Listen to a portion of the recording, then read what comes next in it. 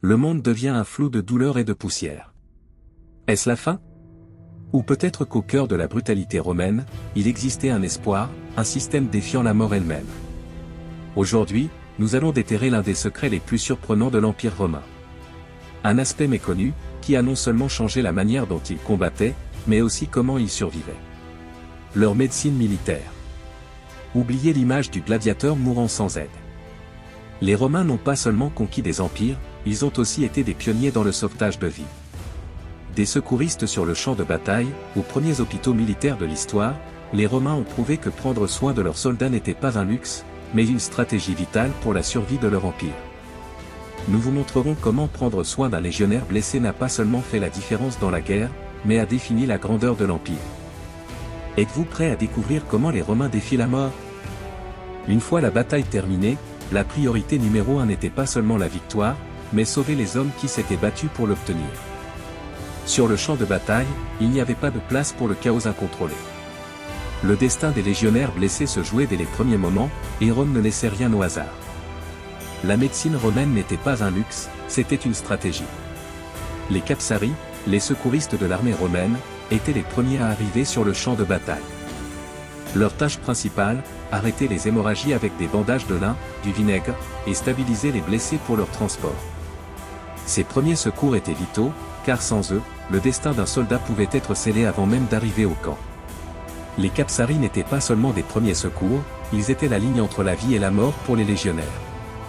Imaginez la scène, le bruit des sabots, le crissement des épées, mais au milieu de cette brutalité, quelques hommes, avec seulement des bandages et du vinaigre, parvenaient à sauver des vies, assurant que l'Empire ne perde pas son armée la plus précieuse.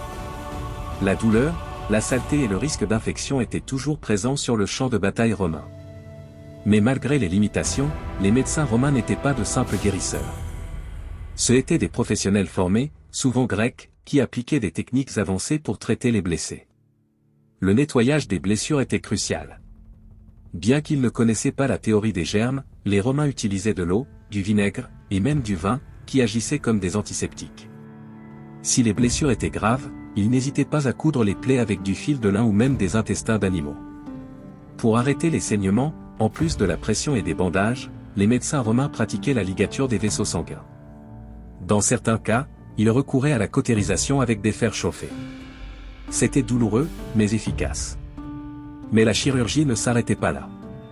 Les Romains étaient experts dans l'extraction des pointes de flèches ou des fragments d'os incrustés, en utilisant des instruments chirurgicaux étonnamment similaires aux nôtres.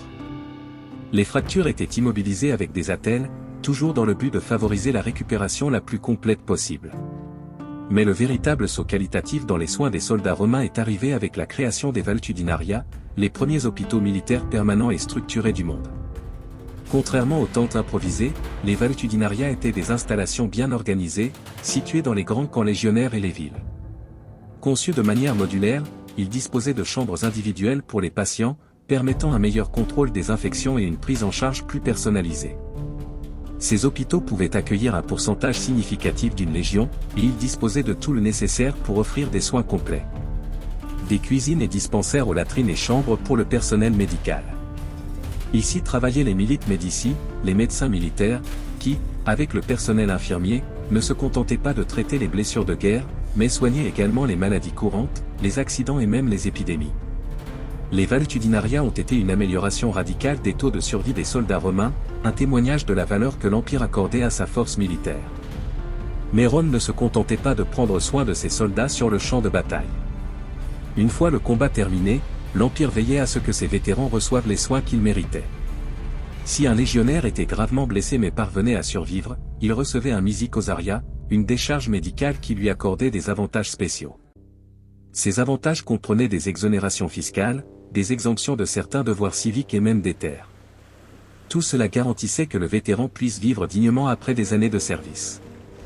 Et si le soldat terminait son service, la récompense était encore plus grande. Il recevait une pension, des terres et une position honorable au sein de la société romaine. Rome prenait soin de ses vétérans, veillant à ce que ceux qui avaient défendu l'Empire reçoivent la reconnaissance et le soutien dont ils avaient besoin. Mais les soins n'étaient pas uniquement physiques. Les soldats romains, tout comme aujourd'hui, souffraient de traumatismes psychologiques. Les batailles brutales, la perte de camarades laissait des cicatrices invisibles mais tout aussi profondes. Bien que ce ne fût pas diagnostiqué comme un trouble de stress post-traumatique, la souffrance mentale des légionnaires était réelle et indéniable. Des premiers secours sur le champ de bataille aux hôpitaux militaires sophistiqués, la médecine romaine était un pilier fondamental du pouvoir de l'Empire. Les Romains n'ont pas seulement construit un empire avec des armes, ils l'ont soutenu grâce aux soins prodigués à leurs hommes. La leçon ici est claire, dans la guerre la plus brutale, prendre soin des hommes est essentiel pour la victoire. Rome l'a compris, et à travers sa médecine militaire, elle a garanti que ses soldats puissent continuer à se battre, à se rétablir et à contribuer à l'Empire. Cet accent mis sur la médecine fut l'un des secrets du succès romain, un modèle qui influencerait l'avenir de la médecine militaire dans le monde entier. Qu'avez-vous pensé de ce voyage à travers la médecine romaine? Y a-t-il un autre aspect de l'Empire que vous aimeriez explorer avec nous? Laissez-nous votre commentaire ci-dessous. Si vous avez aimé cette vidéo, mettez un pouce bleu et abonnez-vous pour ne pas manquer nos prochaines enquêtes sur l'histoire. À la prochaine fois.